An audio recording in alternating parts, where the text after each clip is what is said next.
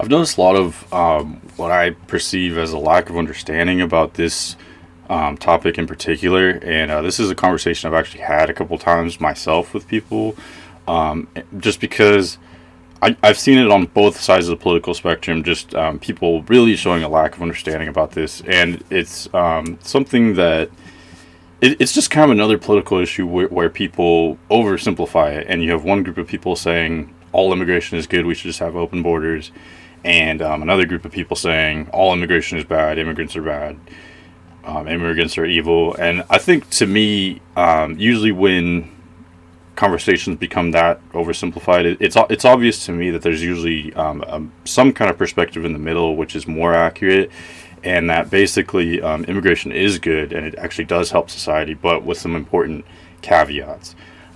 So basically, I've seen a lack of understanding about this issue, and I think it's something that, while it is oversimplified and there are some more complexities to talk about in this area, I still think that it's relatively simple and that I could explain it in a way that's easy to understand. So that's what I'm going to do here. So, and basically, like, another main intention that I want to make here is that I basically want to say that just because you're against illegal immigration, it doesn't mean that you're a racist person, and that immigration in a lot of ways isn't even about race or nationality. It's about other factors, which I'm going to outline here. So number one reason why you might be against illegal immigration, even though you're not racist, is because it drives down wages. And this is the issue where you have some people on the right saying that they're taking our jobs, that Mexicans are taking our jobs, which isn't entirely accurate. It's not that people are taking jobs necessarily. That's not accurate. But it does drive down wages. And to explain that, I'm gonna kind of go on a little bit of a detour and just talk about something from recent history, just for a quick second, and then it'll come around. Okay, so in the 60s and 70s and 80s, I guess, when you had women generally coming back, joining the workforce, mothers getting jobs, and all that huge demographic shift where we had women working a lot more, you would have thought that the average household income would just double, right? Because before you had just the man working, now you've got the woman working too, and now we have just twice the income. But that didn't happen for the lower or middle or even the lower side of the upper class. We didn't see income just double, and the reason why is because there's way more competition now for those same level jobs, for lower or maybe middle, average skill, or even higher skill jobs. There was just more competition in general. And so basically it's pretty simple economics. It's supply and demand, where if you have there's the same demand for these types of jobs, but the supply is way bigger, so that just basically drives the value down. And so you might see where I'm going with this. Generally, people crossing the border are lower socioeconomic status. They're trying to improve their lives because they come from a economically poor disposition. And so if you have millions of people entering the workforce who are lower skill or even average skill jobs, the same thing basically happens, where there's more competition, and so that drives down the wages because the value of that labor is less, because there's so many people willing to do those lower skilled jobs. And this is a reason why open borders has been described as a Koch brothers idea, or because it's a reason why very wealthy elites who own very large companies and monopolies, the very, very wealthy, not even the 0.1%, but the very, very top tier of our society economically, that's why they love open borders, because it would basically give them a lot of cheap labor, and they don't really care what happens other than that, as long as they get lots of cheap labor. So that's number one. I've got 4 reasons why immigration can be bad when it's illegal, if there's too much of it, that are not racist or xenophobic. So that's number one. It drives down wages. Number 2, welfare and taxes. And for this one too, I'm going to deviate into a little history lesson just real quick. So welfare and taxes, and this is debatable, but just hear me out. I'm going to explain. Okay, so I'm just going to go into the history of immigration real quick. So, for most of America's history, we actually did have open borders, and it actually wasn't an issue. But I'm going to explain why it would very much be an issue now and why it wasn't an issue then. So, after the Civil War, a couple decades after, so like 1880s, 1890s, going into the 1900s, we started having a lot of immigration. More so than most countries have ever experienced historically. And we've pretty much had a lot of immigration since then, although it's come in waves. And before, we had open borders, but the reason why it worked then was because, and by open borders, I just mean we weren't very selective at all. We pretty much let whoever come. And that was fine because, number one, it was a much poorer country then, so America wasn't much more wealthy than the countries where immigrants were coming from. So we had a lot of immigrants coming from Ireland, from Scandinavia, from Germany, and these were all pretty poor countries at the time, but so was America. So there wasn't as much of a difference where, there wasn't that dynamic that I just talked about before with the lower skilled labor. The workers coming weren't much lower skilled than the people who were already here, and so that's why it wasn't as much of an issue demographically. And number two is because we had pretty much no welfare whatsoever back then, and we had very low taxes. So there was no sales tax, there was no income tax at all. It was pretty much just wealthy landowners paying taxes. And so that's why if you had a lot of people come over, it really wouldn't change that much when it comes to taxes. It didn't really matter if these people weren't paying taxes because most people weren't. Generally speaking, there was no sales tax, income tax, like I said. And again, there's no welfare programs either. So if people came over here and they were starving, there was no food stamps, no Social Security, none of that whatsoever. And I'm not saying that's good or bad. I'm not taking a stance on that. I'm just saying that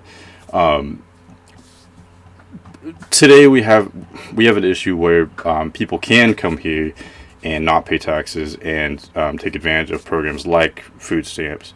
And we want to we're wealthy enough that we want to provide food for people and not have people starving in our country. And that's something that we didn't always have, because back in the day, if people came here and they were starving, they would just starve. You had to just pretty much fend for yourself. And again, I'm not saying that's a good thing or a bad thing, but it's complicated, because we do want to have programs that can help impoverished people. But at the same time, if too many people come here and it gets upwards of maybe 10% of the population, which some analysts have shown that the number could be at, if there's that many people who aren't contributing to those programs but are benefiting from the programs, then it becomes kind of a weight on the people who are pitching into the system. Because nowadays we do have lots of welfare programs and we have lots of taxes, so that's where it becomes more of an issue of needing people to participate in paying taxes, at least some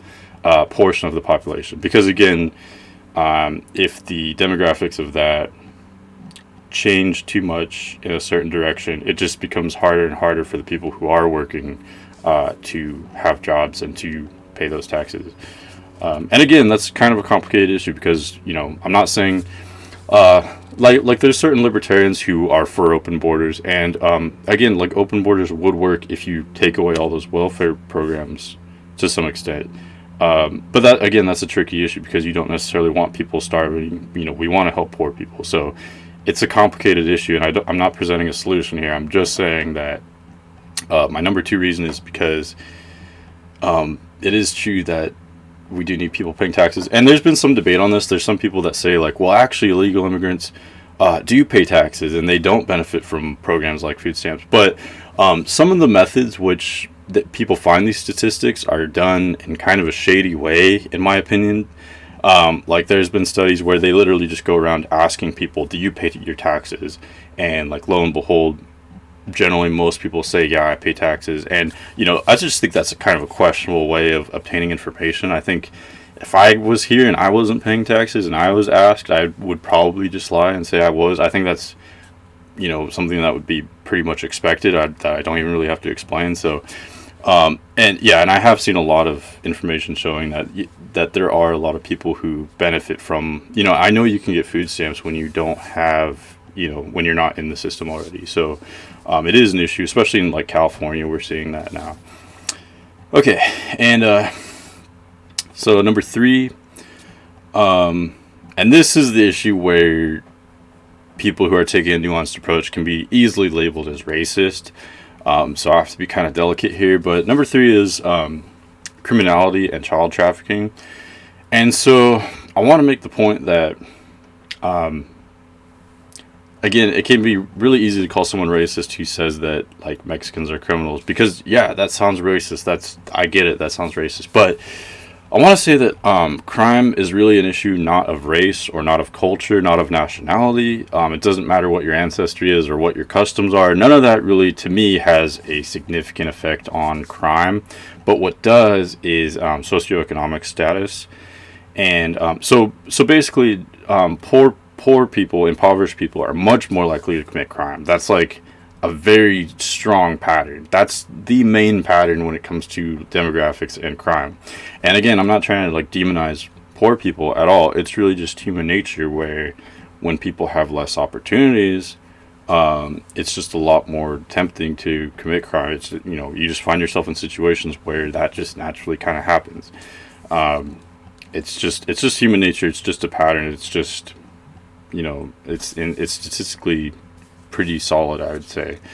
Yeah, and I think that's just a really key point that people should kind of understand, that it's not about race, and I don't think it ever has been. Whoever is more poor is more likely to commit crime, and I don't think it's even really their fault in a sense. Like, you do have to be responsible for yourself, but at the same time, people respond to incentives, and when poverty is kind of crippling for the soul, and it just makes you more likely to commit crime.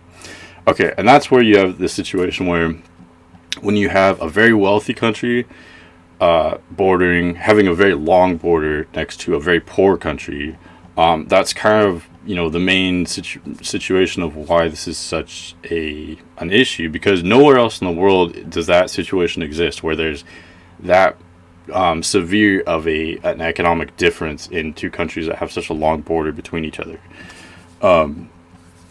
And let's see, let me just make sure. Yeah, so that's where again, I want to say that like most people crossing the border, even illegally, are good people, and I know that. Like, I've known some, and anyway, I know that most people come here just want to improve their lives, and I don't think it's their fault. I don't think that they should necessarily be, punished for that at all. That they're just in desperate situations and trying to improve the lives for themselves and their family. I totally get that. It's not their fault. It's our job to have these policies be effective, even for the benefit of those people. But we do have to recognize that there is a minority of those people who are definitely criminals, who and again, it's to be expected when there's a poor country there, that there is a higher crime rate in Mexico, and that if there's open borders or with any poor country, then crime is to be expected. And this is the thing where it's not about race at all. In much of Latin America, they call themselves white because they're of European descent. So it's really only in America that we consider, Latin Americans a different race, when really they're basically the same race as us. It's just a socioeconomic difference there, which creates this crime situation.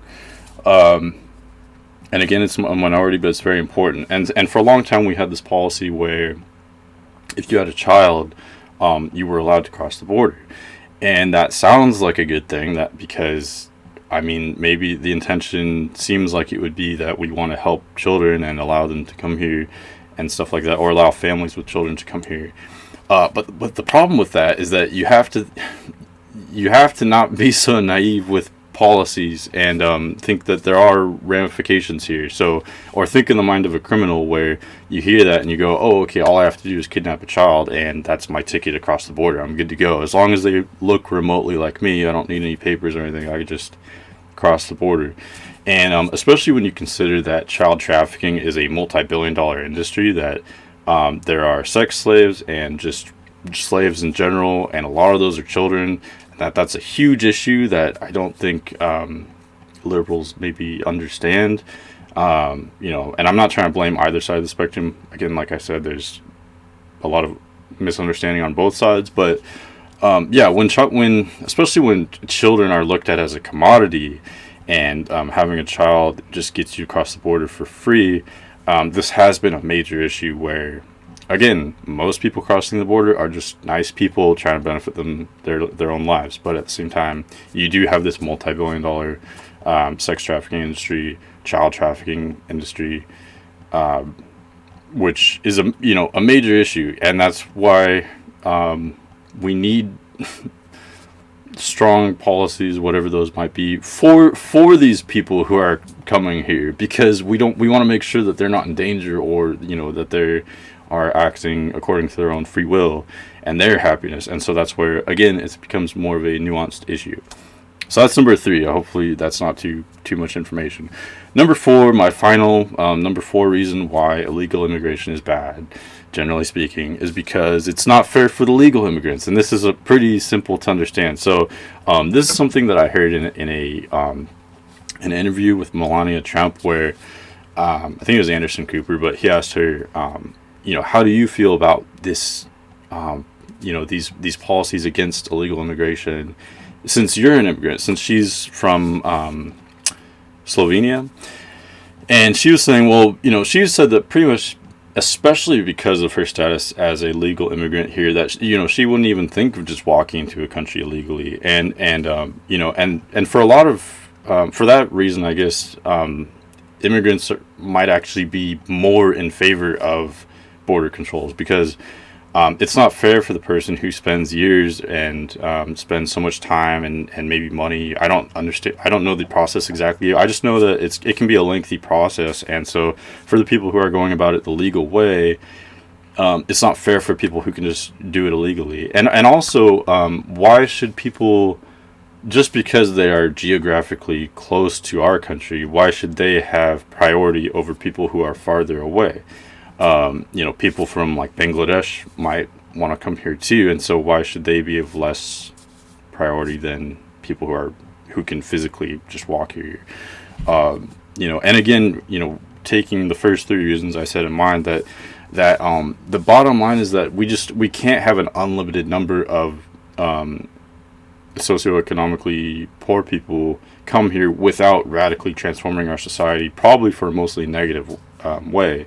And so we can have a certain amount of people, but that's where we can be more selective and be more fair for the people who want to come here, and make sure that everyone who wants to come gets a chance, basically, if they want to do it the legal way. And this kind of leads me to the second part of this video, which is why immigration can be good, because it can actually be really, really beneficial for society as well when it's done the right way. And I've got just 2 big reasons though why immigration can be a good thing when it's done legally, or when there's a process to it. Number 1 is that we live in a capitalist society, basically, and that population growth is key for capitalism. That when you have so it's common in developed countries for the birth rate to kind of level out at just above like 2 children per woman, I think, on average.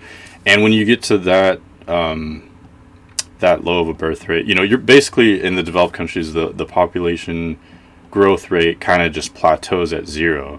And that has a lot of implications for the society.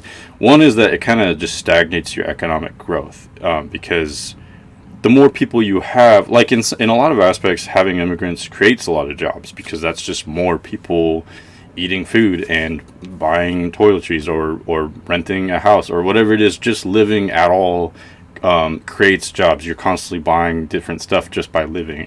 And so that's where it's nuanced, where, like I said earlier, it can drive down wages, but at the same time, immigration does create jobs to a certain extent. Population growth in general grows the economy. And that's part of the reason why America has become such a strong country, is because we've had so much more immigration than other countries. So as we've developed, even though our birth rate has dropped a lot, our population growth has not dropped at all. We've grown a lot more anyway. So that's one of the reasons why we're actually such a strong society in general, is because of immigration. It just has to be done in the right way. Two is when done selectively, it can improve society. So, again, you might have already put together that if we have too many poor people, but it doesn't even have to just be poor people. Like if we had too many people with college degrees immigrating here, then that kind of labor would be worth less. And so that's where you can kind of put two and two together and think that if we get more of certain demographics, or again, not racial, has nothing to do with race, but like people, like if we do get more people with college degrees here, that could improve society a lot. And there are a lot of people with who are educated who could improve society a lot, who want to come here. And I think policies in the last few years actually have made it a lot easier for people with degrees to come here, or people. This is going to sound really racist, but people who have already a similar cultural background, because that does make it easier as well.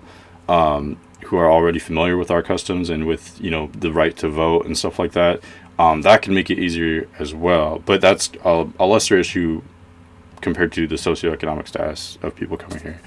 So in summary, I basically said in my notes, although we want to help people, it is for this very reason that we need to thoroughly understand the effects of policies in society. That we do want to help. We want to maintain and improve the quality of life for everyone, whether they're a citizen of the United States or a person of a different country, or a person of a different country coming here. We want, I would want everyone to be as happy as possible, or to have the healthiest life possible. But it is for that very reason that just unlimited immigration is a negative idea, not only for the people already living in America, but also for people coming here. Okay, so hopefully you don't think I'm racist at this point, and hopefully I've shed some light on this issue. I know there's more information that this isn't all the information there is about this issue, but it's just kind of my understanding of it at this point, and it's why I just think there's some nuance there. So hopefully you found that interesting. Hopefully it was educational, I guess. But yeah, thanks for watching, and I'll see you later.